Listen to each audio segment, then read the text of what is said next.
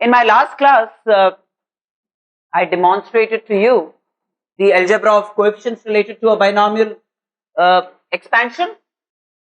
And if you recall, in a very general sense, I looked at the expansion of this, in which the r plus 1th term was NCR, a to power n minus r, x to the power r. That's the, so then, this is the r plus 1th term, where r would run from 0 all the way to n, leading to n plus 1 terms in the expansion of a plus x to the power n. Now, following one very basic rudimentary understanding of the algebra of coefficients, must realize that binomial theorem is a very powerful tool even in terms of checking on divisibility of certain kinds. Not very universal, but yes, there are occasions that it could be very, very powerful, very, very potent in checking on divisibilities. But before I illustrate that a little bit, let me tell you something very basic, which is the remainder theorem. Have I discussed remainder theorem ever in the class? Have I discussed remainder theorem? I mean, if f of x is divided by x minus a, when you divide fx by x minus a, it gives me two things. It gives me a quotient and it gives me a remainder. It gives me a quotient, call it qx, and remainder r divided by x minus a. This is the division algorithm, right? In the sense that, I mean, if you have like 7 by 5, you have 1 as the quotient plus 2 by 5, where 2 is the remainder, divided by the divisor. This is the division algorithm. And this is not an equation, it's an identity. It's an identity. If I multiply it throughout by x minus a, then I get f of x is x minus a into q of x plus r. This is what I get. F of x is x minus a into q of x plus r. Now, if it's an identity, I have the luxury of plugging in any value of x that I want. Then, for example, if I plug in x equal to a on both sides, then I get f of a, value of the function at x equal to a. This is f of a means value of the function at x equal to a equal to r. Which means when fx is divided by x minus a, the remainder r is the value of the function at x equal to a. I mean, if I divide, let's say, x squared plus x plus 1 by x minus 1. In this case, f of x is x squared plus x plus 1, that's f of x. When I divide this by this, the remainder is going to be f of 1, which is 3. F of is 3, that's the remainder, right? Now,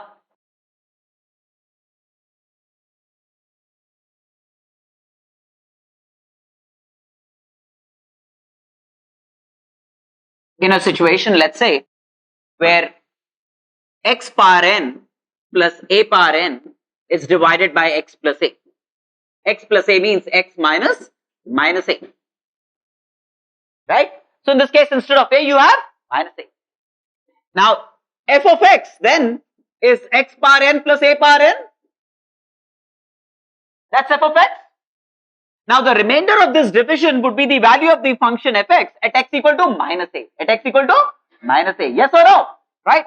So, the remainder of this division is going to be f of minus a. F of minus a means minus a to the power n plus a to the power n. Minus a to the power n plus a to the power n. Now, n could be even or odd, right? In the event, n is odd. When n is odd, then minus a to the power n will become minus of a to the power n plus a to the power n, which makes it 0 if n is odd, right? Which means if the remainder is 0, it implies that f of x must be perfectly divisible by x plus a. So this implies that fx, which is x power n plus a power n, is perfectly divisible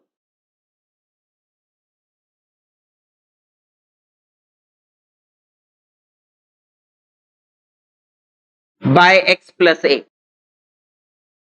Which means if this is perfectly divisible by x plus a, it implies that x plus a must be a factor of x power n plus a power n if n is odd.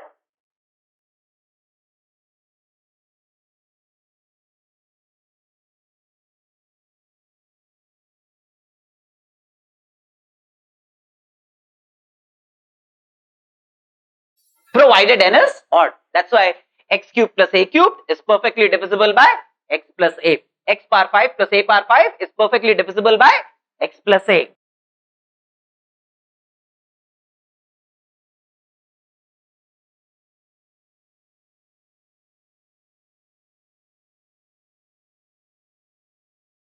Say if I have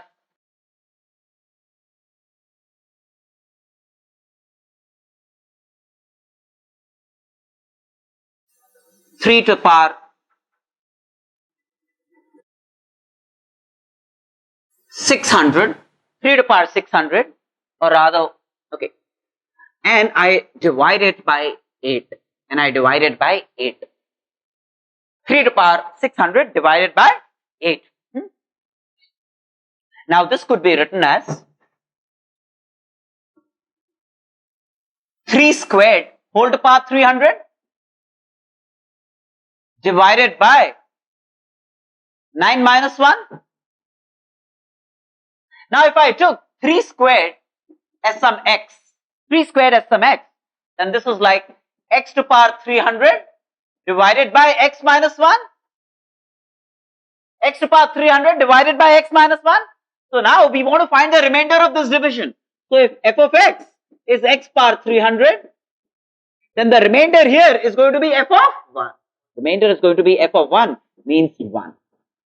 So when 3 to the power 600 is divided by 8, the remainder is 1. The remainder is 1, right? Well, like I said, then we can also use modulo arithmetic. It's not like it will always be, which is Chinese remainder theorem, but I'm not getting too much into it. I'm just giving you snippets of that. Now, even otherwise, say you want to divide by something by 7, etc. One of the things that you can see is, it'll observe some periodicity. For example, say if I have to divide 2 to the power 300 by 7, right? Then, in addition to remainder theorem, you could also deploy yet another property of periodic recurrence of remainders. Periodic recurrence of remainders. For example, 2 to the power 1, when it's divided by 7, remainder 2. When 2 squared is divided by 7, what's the remainder? 4. When 2 cubed is divided by 7, what's the remainder? 1. When 2 to the power 4 is divided by 7, what's the remainder? 2. When 2 to the power 5 is divided by 7, what's the remainder? 4. When 2 to the power 6 is divided by 7, what's the remainder? 1. You'll find that these numbers recur in the same sequence again and again, time and again. 2, 4, 1, 2, 4, 1, 2, 4, 1, etc. They will appear, and which means then 2 to the power 300 will belong to this category in the sequence. 2 to the power 3, 2 to the power 6, 2 to the power 9, and so on and so forth. All of them giving me remainders. So you could check with this also. You could check with this also.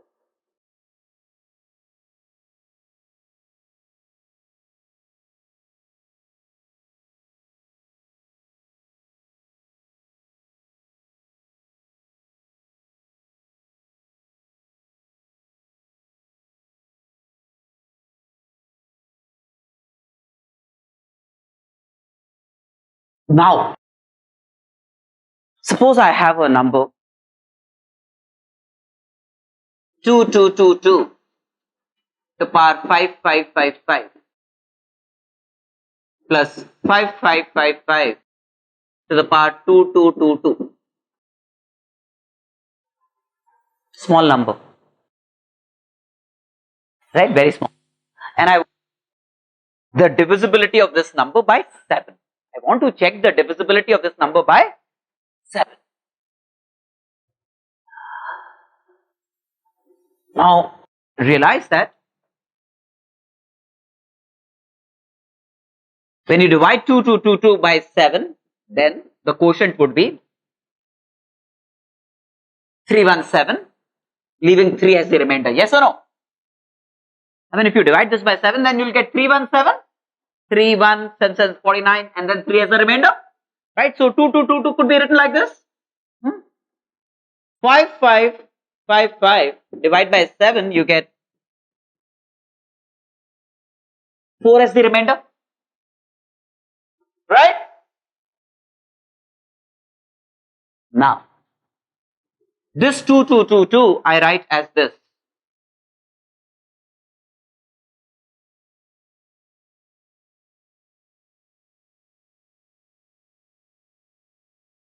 This 5, 5, 5, 5, I write as this.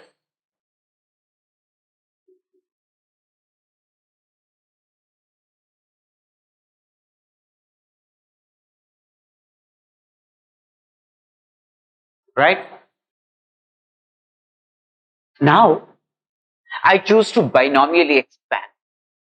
I choose to binomially expand this. So when I binomially expand this, the first term will be this to the power 5, 5, 5, 5.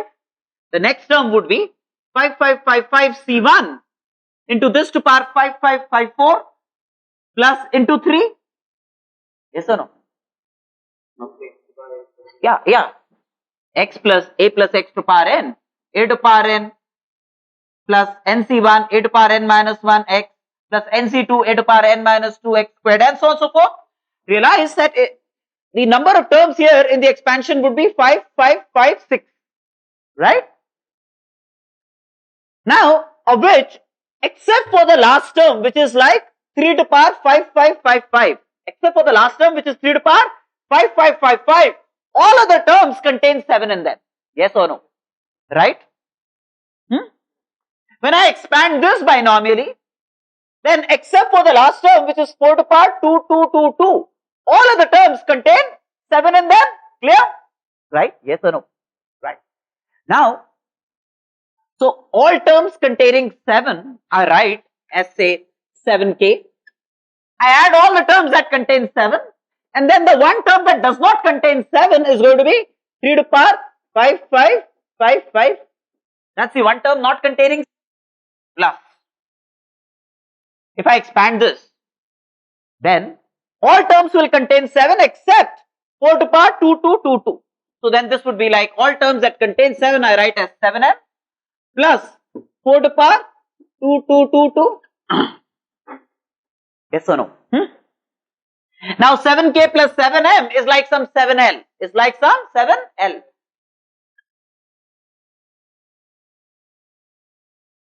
Three to power 5 is 243. Right? 3 to power 5 is 243.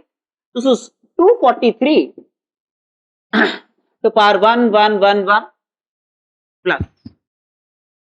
This is 16 to the power 1, 1, 1, 1. Yes or no? Now this is divisible by 7. This is like x to the power n plus a to the power n, where n is odd. Must be divisible by x plus a. X power n plus a to power n, when n is odd, is divisible by x plus a. So this must be divisible by x plus a, means 243 plus 16, 259. This must be divisible by this, yes or no? But 259 is 7 into 37. Is divisible by 7. So this whole thing is divisible by 7. This is divisible by 7. That means this number must be divisible by 7. This is how powerful it could be every once in a while. Right?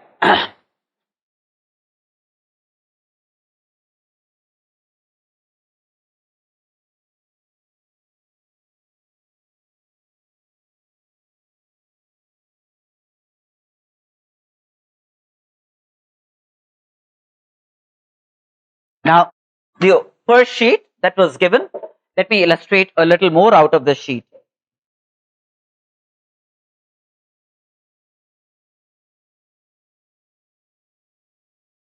told you how to deal with a sequence in my last class. A naught C naught plus A1 C1 plus A2 C2 plus AN Cn. Did I tell you how to deal with this? When A1, A naught, A1, A2, AN are in arithmetic progression, I told you how to deal with this summation. You write it in the reverse manner and vertically add. Right.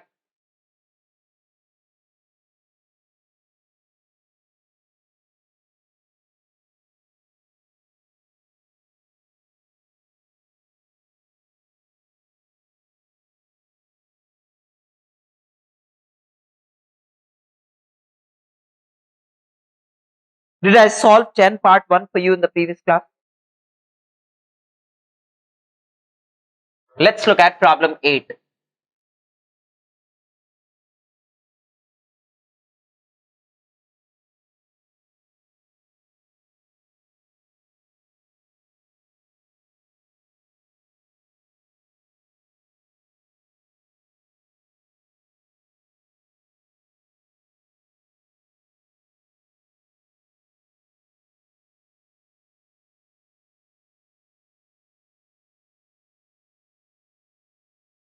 So, that C naught plus C1, C1 plus C2, C2 plus C3, Cn minus 1 plus Cn is C1, C2, C3, Cn into n plus 1 to power n by n factorial. Now, realize that C1, C2, C3, Cn, these are n factors in the product and there are these n factors.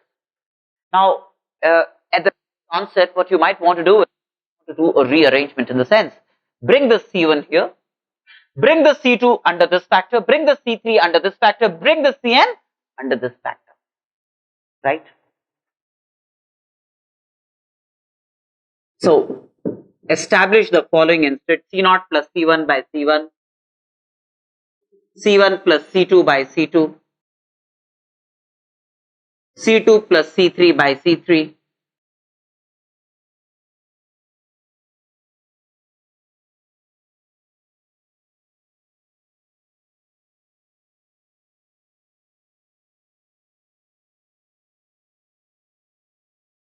you want to establish this then, right?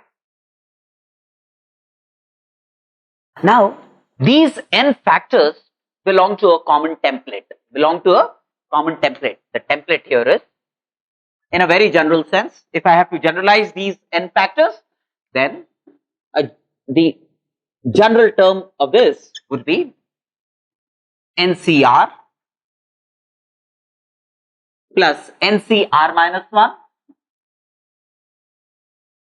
divided by NCR.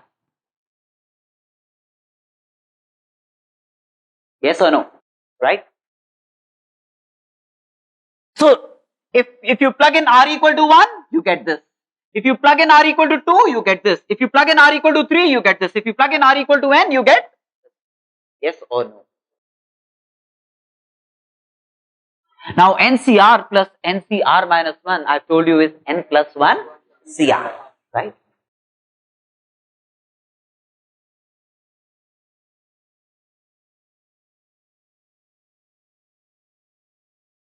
By NCR, right? This I can expand. This I can write as n plus 1 factorial by n minus r plus 1 factorial by r factorial, the expansion of this, right? And the expansion is like n factorial by n minus r factorial by r factorial. The expansion of this. Clear? This r factorial will get cancelled. Now n plus 1 factorial is n plus 1 into n factorial. So that n factorial will get cancelled. So this leaves you with the n plus 1 in the numerator. Yes or no?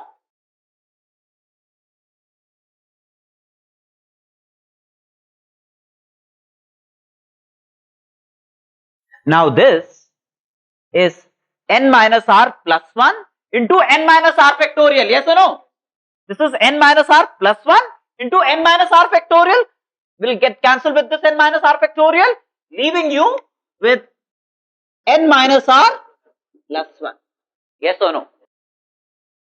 Now if you plug in r equal to 1, you get this term. If you plug in r equal to 2, you get this term. If you plug in r equal to 3 in this, you get this term. We need the product of all such TRs. We need the product of all such TRs, yes or no? Right.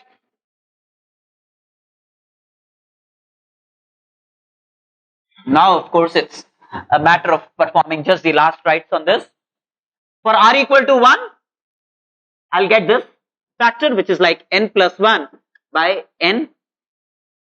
For r equal to 2, I get n plus 1 by n minus 1, which is this one. For r equal to 3, I get like a n plus 1 by n minus 2. And for r equal to n, I get like a n plus 1 by n. Yes or no? I'm sorry. 1. R equal to n, it's 1. R equal to n, it's 1. So very clearly then, n plus 1 into n plus 1 into n plus 1, n times, you give me n plus 1 whole to power n. And then I have n into n minus 1 into n minus 2 up to n will give me n factorial. Will give me n factorial. Right?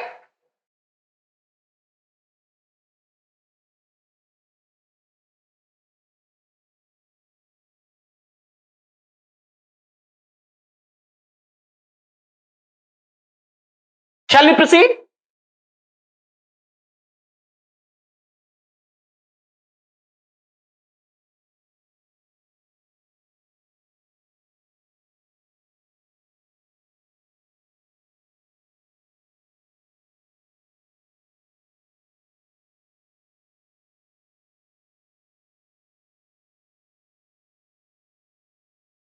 Let me look at problem 7.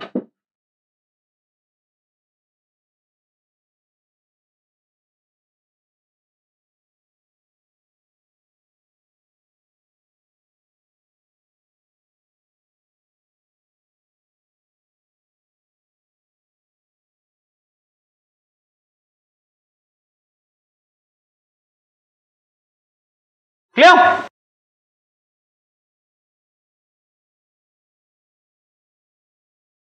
Now again, this is like 1 into this, 2 into this, 3 into this.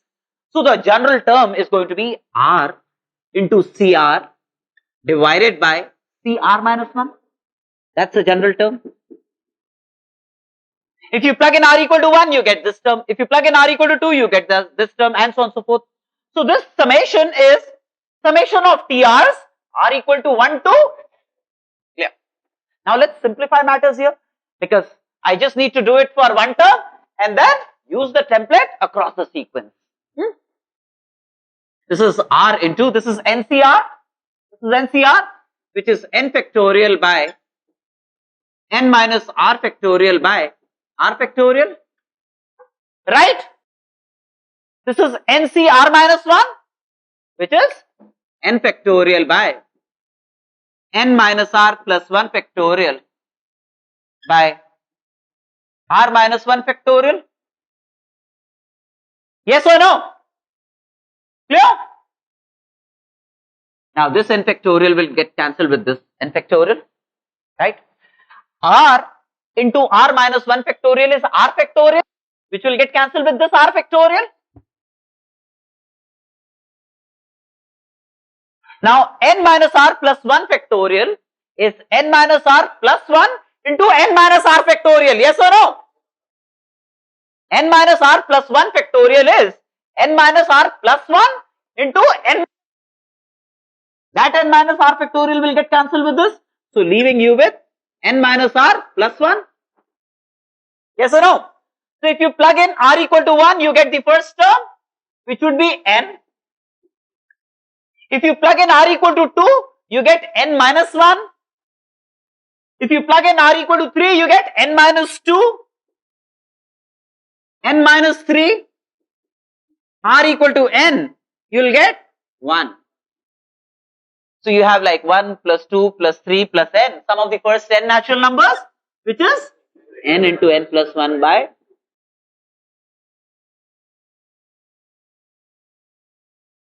right?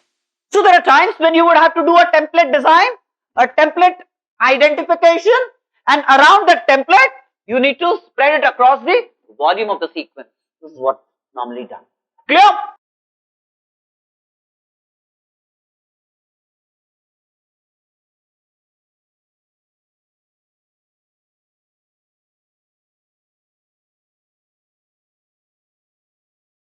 See, 11 part 1 is about 1C0, 2C1, 3C1. It's like AC0, where the A's are in arithmetic progression. So reversal, method of reversals could be used. So I'm skipping this, right?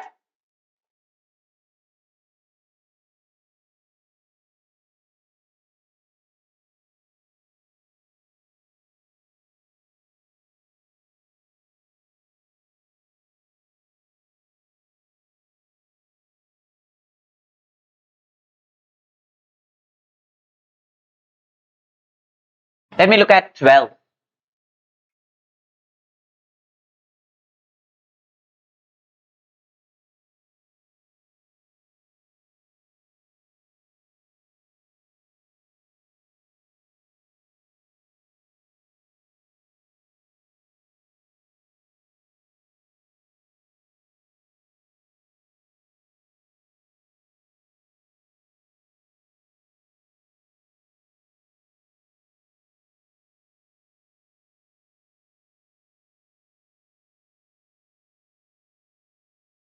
We want to show that C0 squared minus C1 squared plus C2 squared minus C3 squared, etc.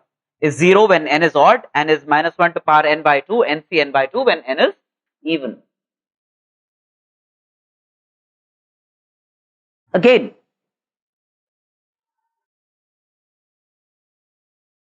there are two sequences involved here. Say if I have to expand 1 minus x to power n, that's going to be C0 minus C1x plus C2x squared minus C3x cubed, and so on and so forth. And last, minus 1 to power n, Cn x power n.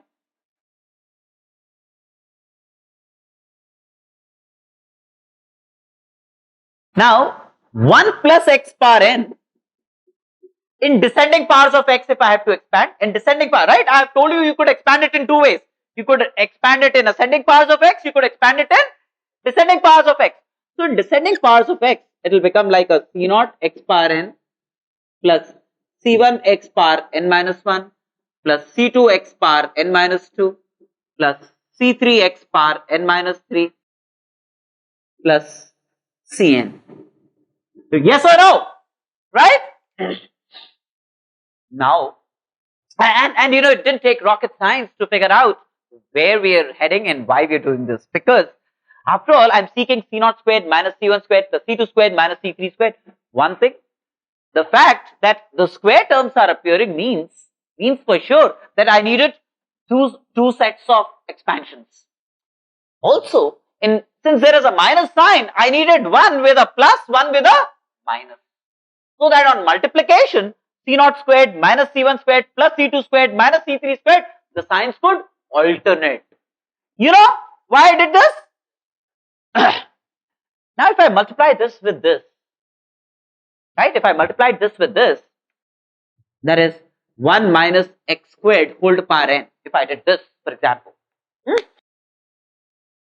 which is equal to this into this, which is like C0 minus C1x plus C2x squared minus C3x cubed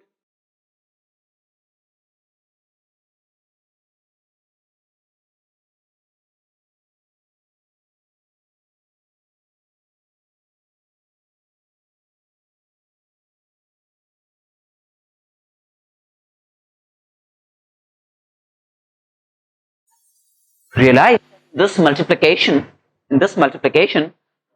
the manner in which this s could obtain, there would be many terms, right?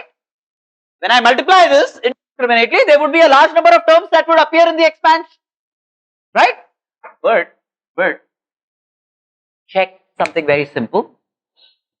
C0 with C0 squared x power n.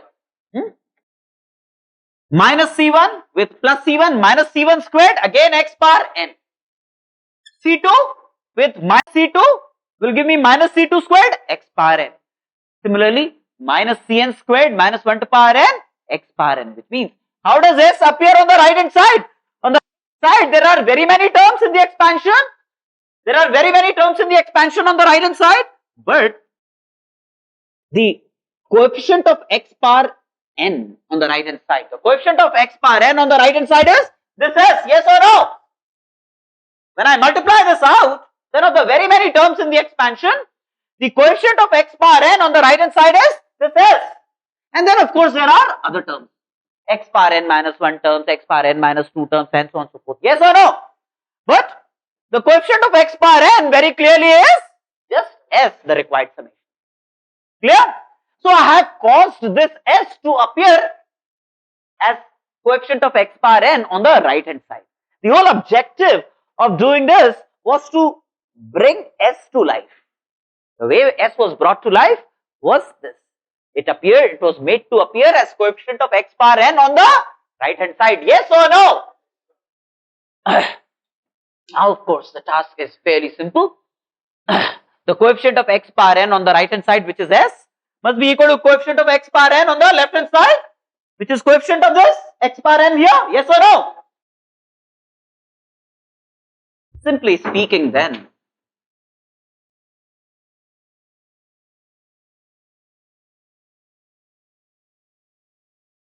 S, which is the coefficient of x bar n on the right hand side, must be equal to coefficient of x bar n on the left hand side, means n 1 minus x squared to power n, in 1 minus x squared to power n. Clear?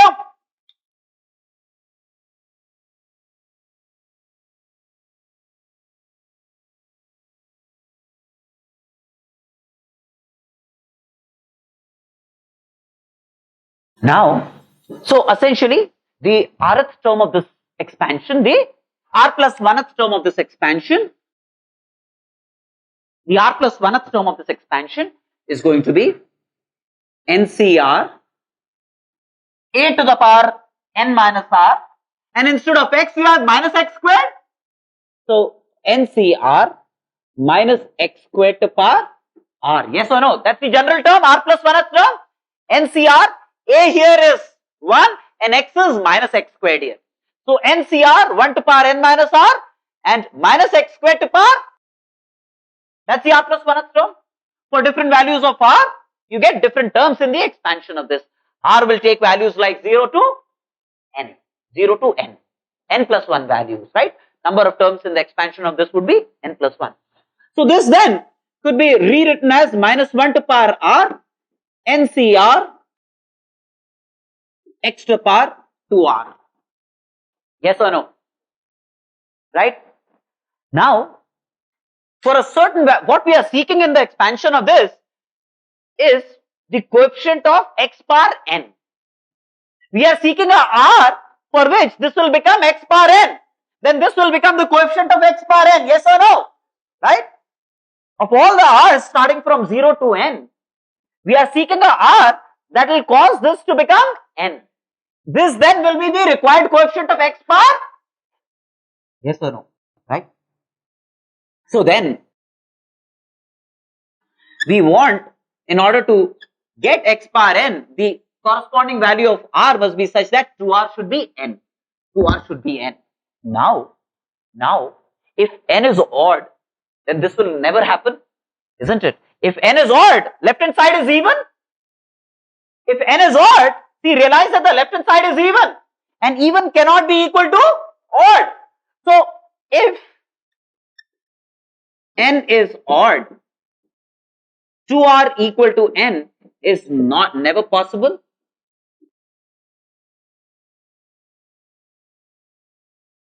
No such value of r exists.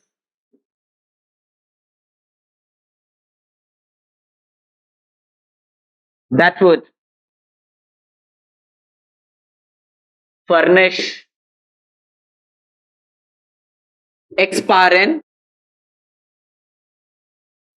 That means if n is odd, then in the expansion of this, there is no term like x bar n, then there is no term like x bar n. If there is no term like x bar n, it's as if saying that there is a term like x bar n with 0 as the coefficient.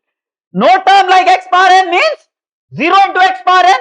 The coefficient of x bar n therefore must be shunya. Yes or no? Right? If the coefficient of x bar n is 0, then that must be equal to n. And that happens when n is odd. That happens when n is odd. Yes or no? Right? So when n is odd, the coefficient of x bar n is 0. Right?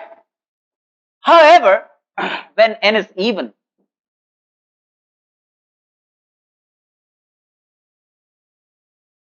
then we are seeking an R to find the coefficient of x bar n. We are seeking an R such that 2R is n. Now this is commensurate. 2R equal to n when n is even.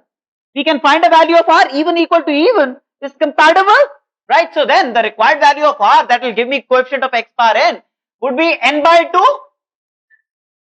Would be n by 2. In which case the coefficient of x bar n. See, this will become x bar n then. For R equal to n by 2, this will become x by n. And the required coefficient would be this. So the required coefficient then is minus 1 to power r, which is n by 2, nc n by 2, nc n by 2.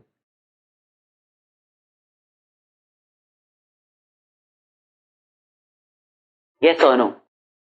So this s then would be this when n is even and would be 0 when n is, right?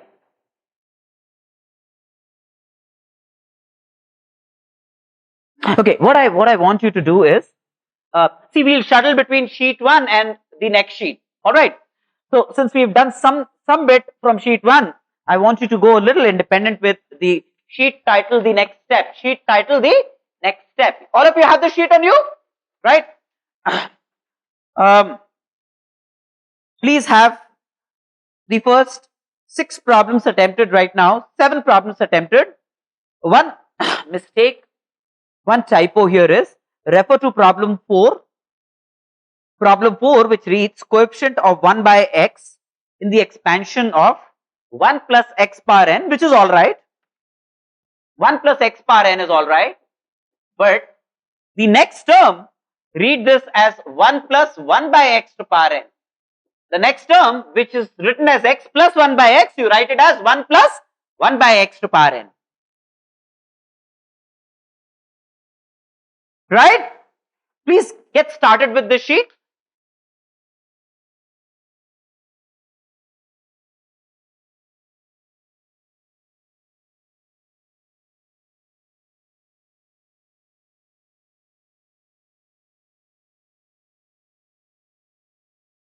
Is there anyone who solved all the problems?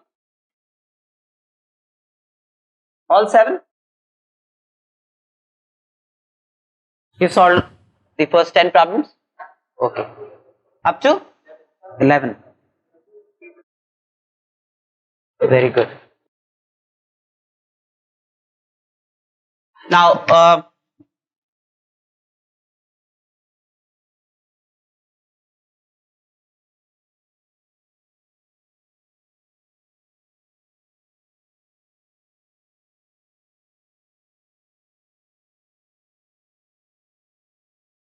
in the expansion of 1 plus x power n,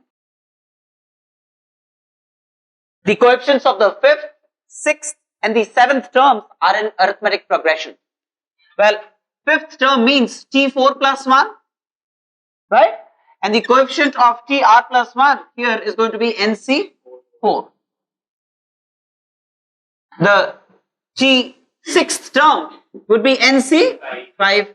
The t7th term is going to be nc6, and they are in arithmetic progression, means twice nc5 is nc4 plus nc6. You can expand and you got a quadratic in n.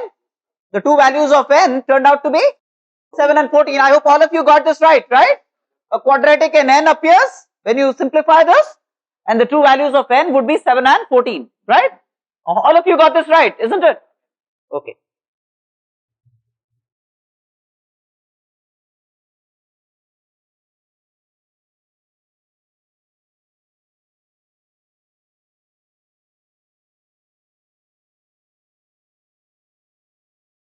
Now x m appears in the expansion of x plus 1 by x squared whole to the power 2n.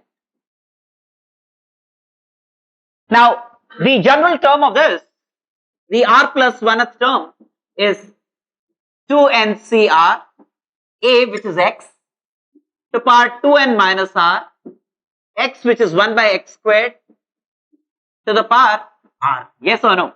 That's the r plus 1th term. ncr, a to power n minus r, x which is 1 by x squared to power r, right? Which is like 2ncr, x to the power 2n minus 3r, isn't it? 2n minus r minus 2r, so x to the power 2n minus 3r. Now, for a certain value of r, this becomes equal to m. That's when x power n would appear. Yes or no? For a certain value of r, this becomes equal to m. Now, for what value of r? For a value of r for which 2n minus 3r equals m. If for a certain r this happens, then x power m will appear in the expansion of this. If for a certain r this happens, that means it does happen, it's given in the problem. And if it does happen, it must be happening for r equal to 2n minus m by 3. Right? So for r equal to 2n minus m by 3, this becomes x power n, and then the required coefficient would be 2ncr for r equal to this. So the required coefficient is going to be 2nc, 2n minus m by, this is the required, which you can simplify, right? This factorial by this minus this factorial by this factorial. Clear? Yes or no?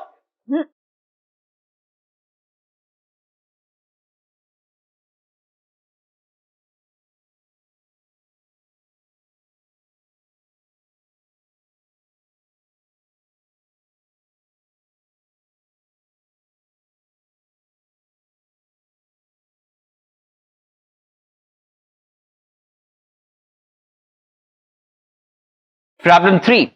We are seeking the coefficient of x power 5 in the expansion of 1 plus x to power 21 plus x to power 22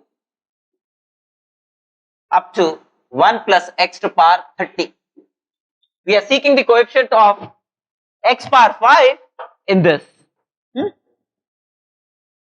Now, in S, we are seeking coefficient of x power 5 in S. What is this? A GP series, isn't it? With common ratio 1 plus x and number of terms 10, right? Number of terms 10. So let me first sum up this GP series, right? First term is this. So 1 plus a, which is 1 plus x to the power 21 into r, which is 1 plus x to the power 10, r to power n, minus 1 divided by r minus 1 means 1 plus x minus 1, which is x. So what we are seeking is the coefficient of x power 5 in this. This is what we are seeking. Clear?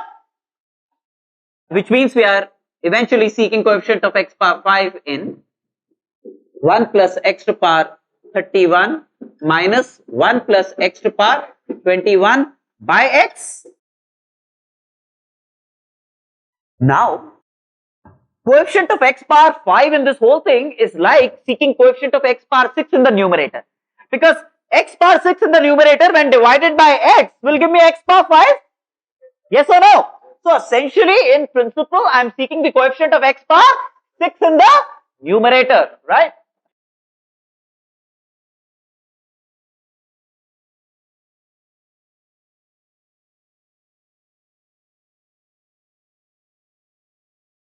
So far so good, right? Now x power 6 here would be 31c6, right? Minus x power 6 here is going to be 21c6. Yes or no? So 31c6 minus 21c6 is the required coefficient of x power 6 in the numerator or x power 5 in this ratio. Clear? Is there a problem? All of you are fine with this, right?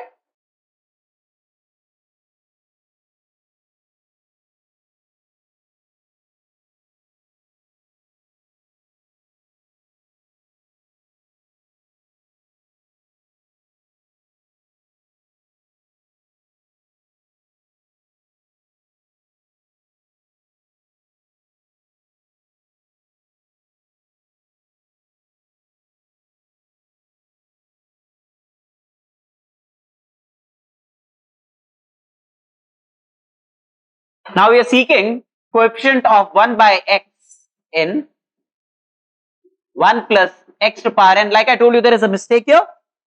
It's going to be into 1 plus 1 by x whole to power n. We are seeking the coefficient of 1 by x in this. Clear?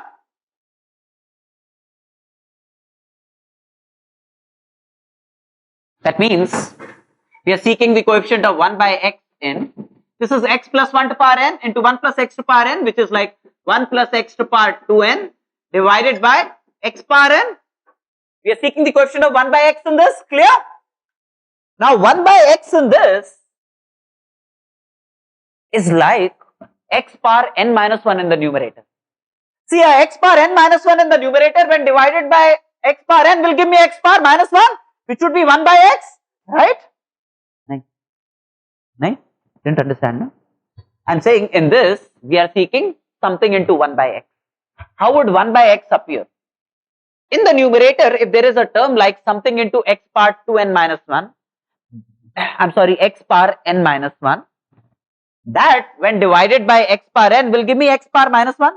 So essentially, I am seeking a term in the numerator which is like something into x power n minus 1. That when divided by x power n will give me 1 by x, right? So this, the equivalent is like seeking 1 by x in 1 plus, seeking x power n minus 1 in 1 plus x to power 2n. So we are seeking the coefficient of x power n minus 1 in this, and the coefficient of x power n minus 1 in this is going to be 2nc n minus 1. Coefficient of x power r is ncr. So in this case, instead of n, you have 2n, 2nc, n minus 1 would be the required coefficient. Fairly simple, right? Shall we move?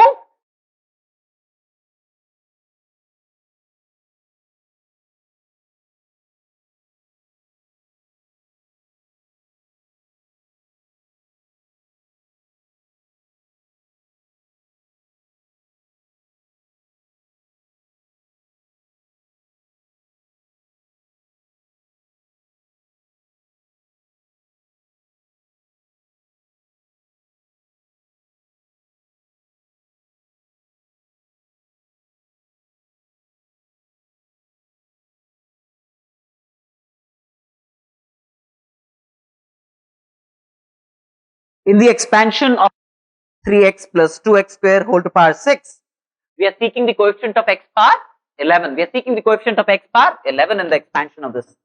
Now, you want to expand this a little wisely. This is like my x. So 1 plus x to the power n. Right? So instead of x, you have 3x plus 2x squared. So if you really expand this, it's going to be like 6c0 plus 6c1 into this. So this is like x into 3 plus 2x, right? This is like x into 3 plus 2x plus 6c2 into this squared, which is like x squared into 3 plus 2x whole squared plus 6c3 into 3 plus 2x whole cubed.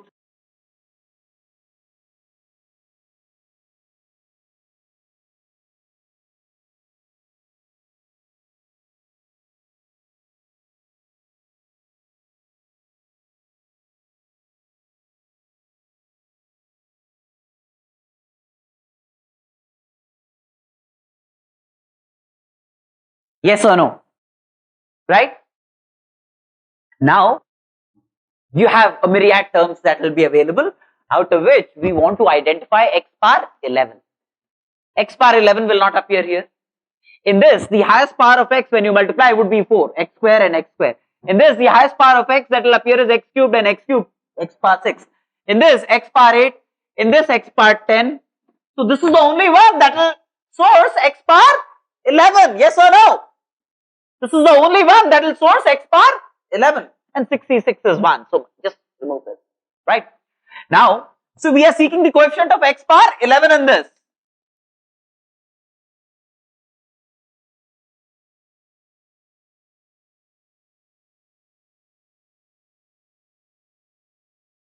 x bar 11 in the whole thing is like x bar 5 here, isn't it? X bar 5 when multiplied with x bar 6 will give me x bar 11. So we are seeking the coefficient of x bar 5 in this, right?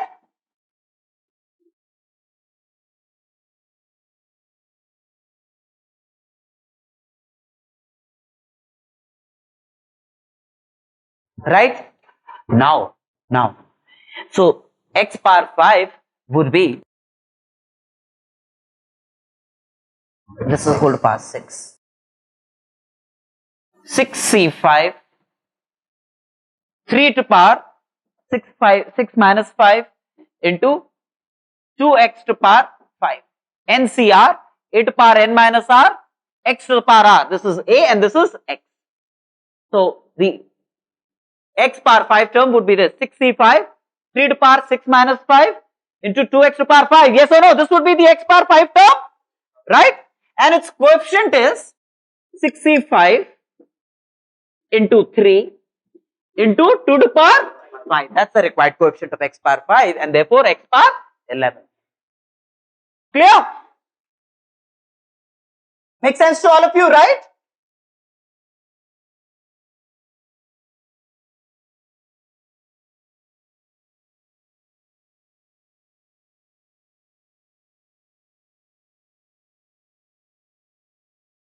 Shall we proceed?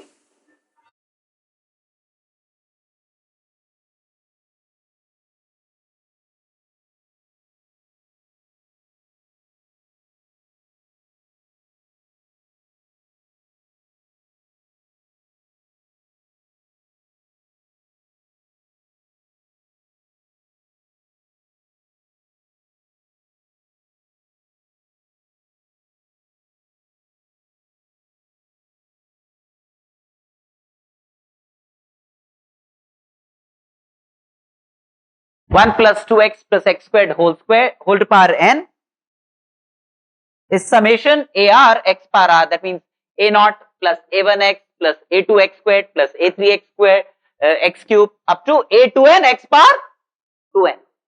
Realize that the highest power of x that will appear if I multiply n such factors would be x power 2n, right? So there would be in general 2n plus 1 terms in the expansion of this, isn't it?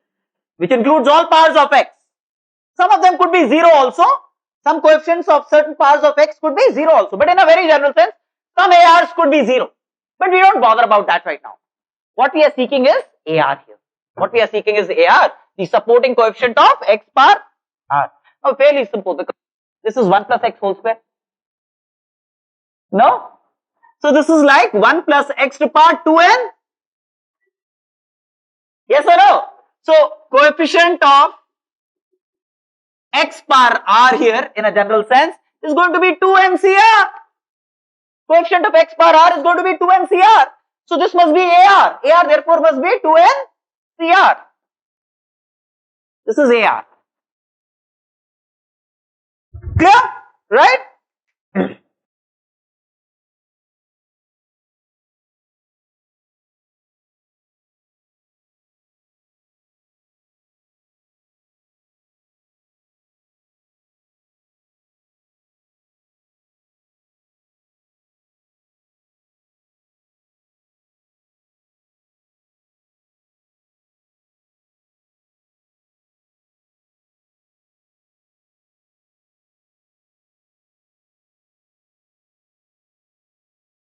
Now what we are seeking next is 2 into C1 plus 2 cubed. This must be C3 plus 2 to power 5 C5 and so on and so forth. We are seeking 2C1, 2 cube C3 plus 2 to power 5 C5 etc. is what we are seeking, right? This summation. In all these cases, I've told you, do two things. One, close your eyes. Next, open them. Once you open your eyes, you want to expand this first. 1 plus x power n equal to c0 plus c1x plus c2x squared plus cnx power n. Now, my interest here lies in the odd terms c1, c3, c5, etc. you know, these C0, C2, etc. are not doing good, right? Are not doing good. I want to get rid of C0, C2, C4, etc. So what I do is, I expand 1 minus x power n, means replace x by minus x in the first, right? When I do that, C0 minus C1x plus C2x squared plus, and so on and so forth. And to get rid of C0, C2, I subtract. I subtract so that I can get rid of C0, C2, C4, etc. Right? So when I subtract, I get like a 1 plus x power n minus 1 minus x to power n equals twice C1x plus C3x cube plus C5 x power 5 plus, and so on and so forth. Yes or no? Right? Now what you need is C1 into 2, you need C3 into 2 cube, you need C5 into 2 to the power 5. So what are you going to do on both sides? Put x equal to 2. Put x equal to 2 on both sides, and this will automatically appear in this parenthesis. Put x equal to 2. So if you plug in x equal to 2 on both sides, you get 3 to power n minus 1 to power n, right? This would be minus 1 to power n, would be 2 times s. This would become s, yes or no? Would be 2 times s. S therefore would be this divided by 2. S therefore would be this divided by 2. How about it? Clear now?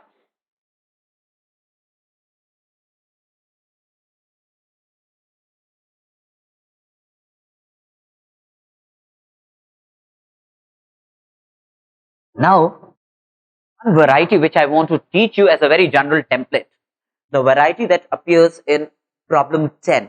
Let's see.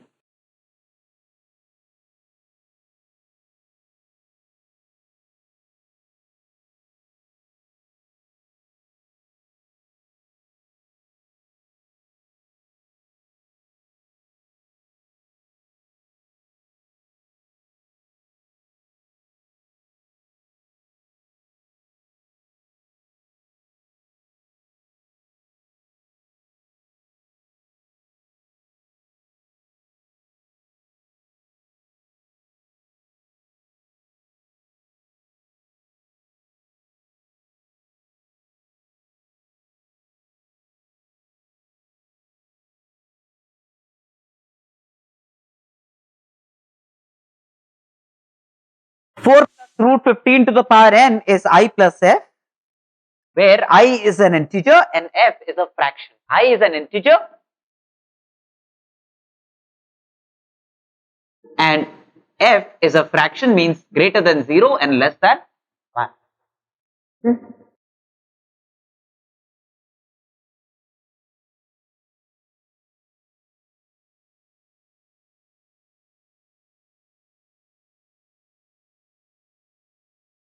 Now,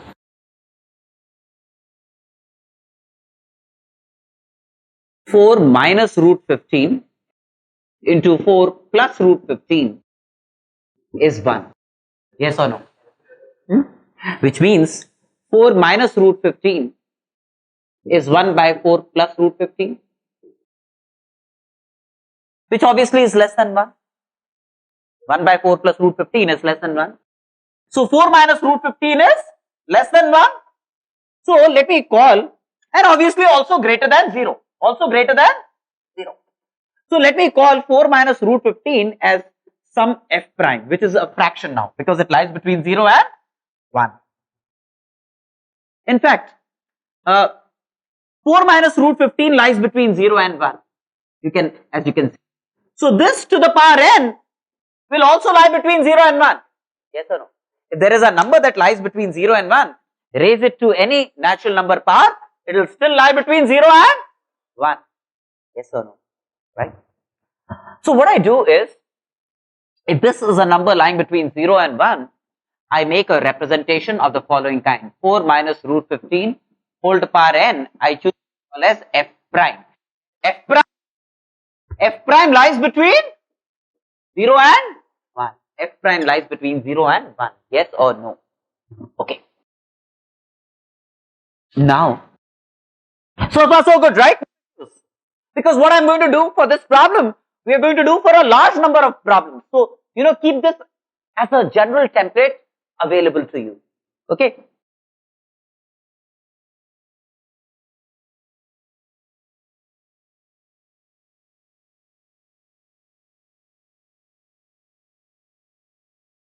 I plus f, which is 4 plus root 15, where I is an integer and f is a number lying between 4 plus root 15 whole to power n. Now, if I expand this binomially, then that's going to be 4 to power n plus nc1 4 to power n minus 1 root 15 plus nc2 4 to power n minus 2 root 15 squared nc3 4 to power n minus 3 root 15 cube and so on and so forth. Right? I hope all of you understand this expansion. Now replace root 15 by minus root 15. Replace root 15 by minus root 15. So that would be f prime. F prime would be obtained when you replace root 15 by minus root 15, which then is like a minus root 15 whole to power n. So then this will become minus. The odd powers of root 15 will change sign. The even powers of root 15 will maintain status. So then that's going to be 4 to power n minus nc1 4 to power n minus 1 root 15 plus nc2 4 to power n minus 2 root 15 squared minus nc3 4 to power n minus 3 root 15 cubed and so on and so forth. How about it?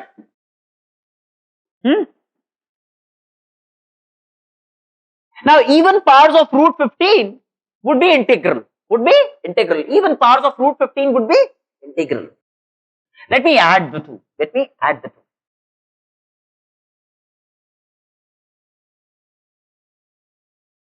I plus f plus f prime. I plus f plus f prime. That's equal to 4 plus root 15 whole to power n plus 4 minus root 15 whole to power n. That's going to be on the right hand side twice 4 to power n plus nc2 4 to power n minus 2 root 15 squared plus nc4 4 to power n minus 4 root 15 whole to power 4. Yes or no? Do you realize that all of these are integers? Because root 15 squared is an integer, NCR would always be an integer, 4 to power n minus 2 is an integer. So this is sum of several integers. So what's inside the parenthesis is completely an integer. Into 2 will be an even integer. Would be an even integer, yes or no? So the right hand side is an even integer.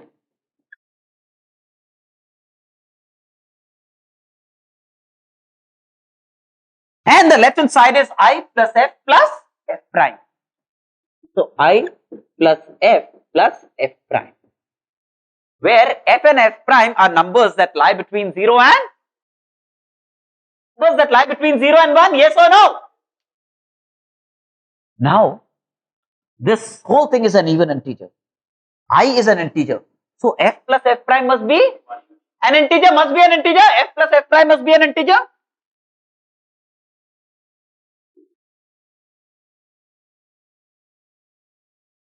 F and f prime are both numbers between 0 and 1. Both are fractions. What's the only integer that they can add up to? 1. If f and f prime are two positive fractions lying between 0 and 1, then the only integer that they can add up to is 1. Yes or no? So then, but they are an integer, so f plus f prime perforce has to be 1 in this case. Right? If f plus f prime is 1, then I is even integer minus 1. I therefore is an odd integer. This turns out to be 1. So I then is even minus 1, which is odd. I is therefore an odd integer. Right? Now,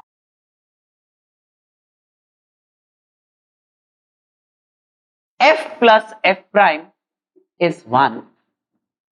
Right? Which means f prime must be 1 minus f. F prime must be 1 minus f.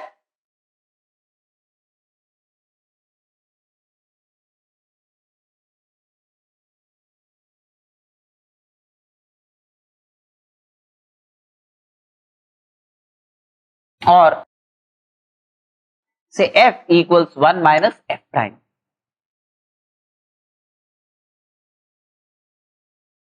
Do you then realize that plus f, this is I plus f, right, into f prime. I into f prime, where what's f prime? To power n. What is f prime? 4 minus root 15 to power n.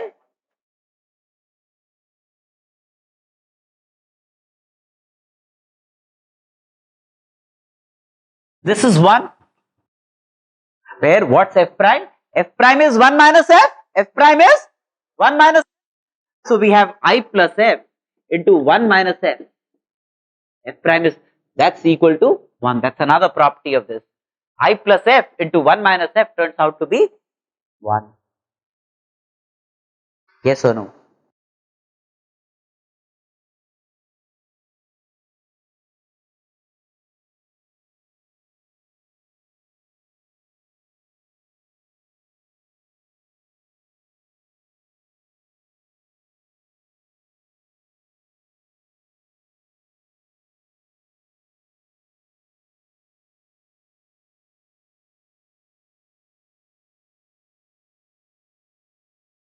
So this would be one variety which would appear in various forms. So, this was the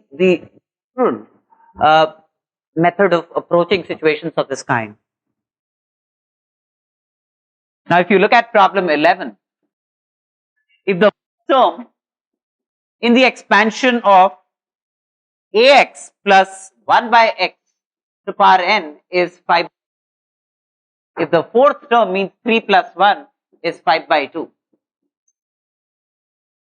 we want to find the values of a and n. Now, TR plus 1th term is what?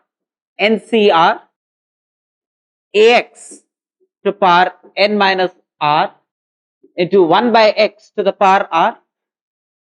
Right? This is 5 by 2. Which means NC3 a to power n minus 3 into x power n minus 6 is 5 by 2. Yes or no? Now this is independent of x. This is independent of x. So n must be 6. Because it's independent of x, n must be 6. Right? And when n is 6, then this becomes like a 6c3 into a cube, right? 6 minus 3, that's equal to 5 by 2. And then you can solve for a. You can solve for a from this. Clear?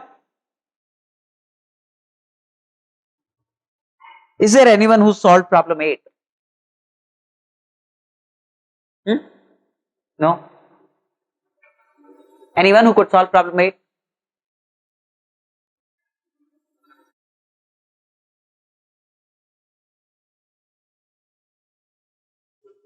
One very quick crasher.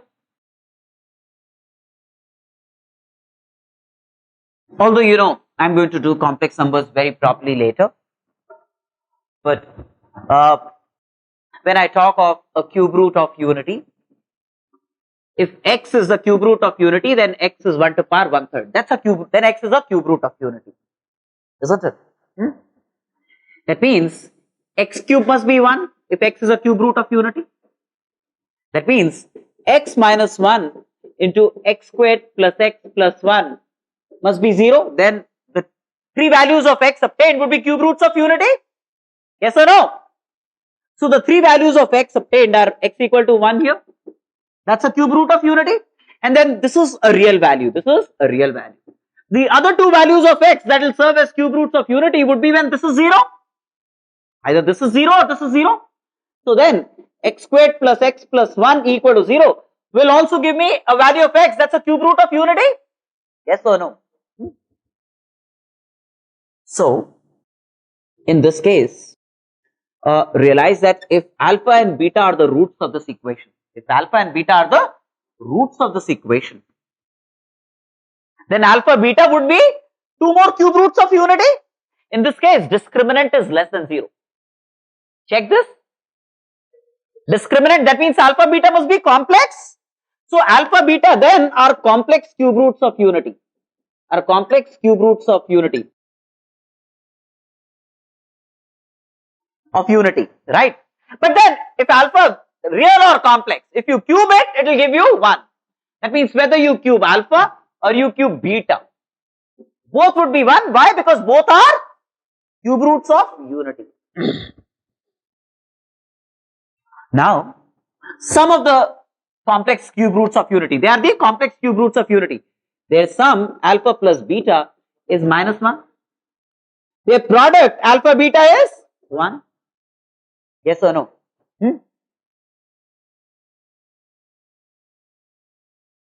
Now, one thing that you can easily see from this is this 1 I can write as alpha cube. This 1 I can write as alpha cube, right? So this gives me one of the cube roots of unity as the square of the other cube root of unity. Yes or no? So if alpha beta are the 2 cube roots of unity, then one cube root of unity would be the square of the other cube root of unity. Yes or no? Right? Which means if that, now using the common notation, if omega is a complex cube root of unity, then the other complex cube root of unity would be omega squared. Yes or no? Right? So between alpha and beta, one must be omega, the other must be omega squared. Clear? You know what I'm saying? So this could also be written as, see in this case I wrote alpha beta equal to alpha cube, but that could also be written as beta cube, because beta cubed is also 1. So that will give me alpha equal to beta squared. So which means alpha and beta both are squares of each other. Both are squares of each other. Each cube root of unity is the square of the other. So this one for sure, this is the square of this. Now let me square omega squared, which is also a cube root of unity. Right? Right? For sure, omega cubed is 1. Why is omega cubed equal to 1? Because omega is a cube root of unity. So omega cube must be 1. Now, let me square this. Let me square this. This is the other cube root of unity, and when I square this, I get omega to power 4, which is omega into omega cube. But omega cubed is 1. So the square of this is this, and the square of this is this. Do you see that? Each of them are squares of each other. That can happen if they are complex. If they are complex, it could happen. Right? Each one is the square of the other one. So, for sure, omega squared are the 2 complex cube roots of unity, and they are both squares of each other. Squares of each other. Now, omega must satisfy this equation. Yes or no? Because omega is a cube root of unity. It's a root of this. So then you can plug in x equal to omega here. Right? So when you plug in x equal to omega, then 1 plus omega squared is 0.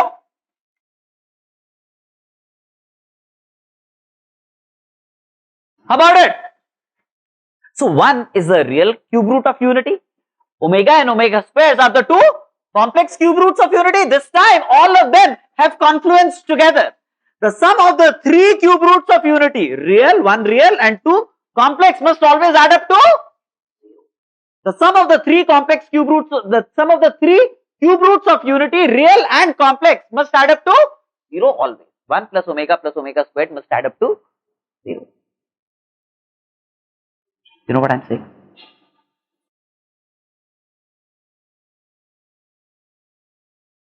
Now, one thing, when I talk of powers of omega, if omega is the cube root of unity, then omega would have either a power which is a multiple of 3, or could have a power which is a multiple of 3k plus 1, or would have a power which is a multiple of 3k plus 2.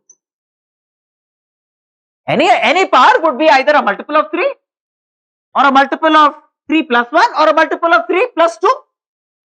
What else? Right? So omega to power 3k would always be 1, because this is omega cubed whole to power k, right? Is always 1. This is omega to power 3k into omega, which is omega. Yes or no? Because omega to power 3k is 1, and this is omega to power 3k into omega squared, which is omega squared.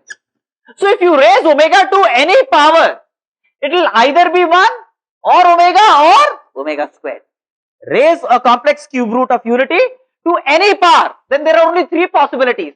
Either you get 1, or you get omega, or you get omega squared. These are the only possibilities. Clear? Right? Once you come to terms with this, then what I have essentially said is the basis for problem 8. In problem 8, which I want you to attempt at home, you can take this home.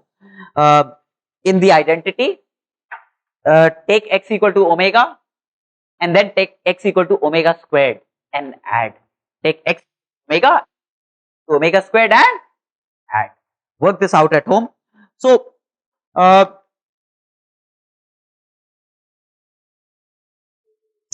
with this, we are kind of not very solidly placed in binomials, but then our foundation is set. We can look into more stuff on binomial from this point of time onwards. Now, I do want you to attempt all problems of sheet 1 at home.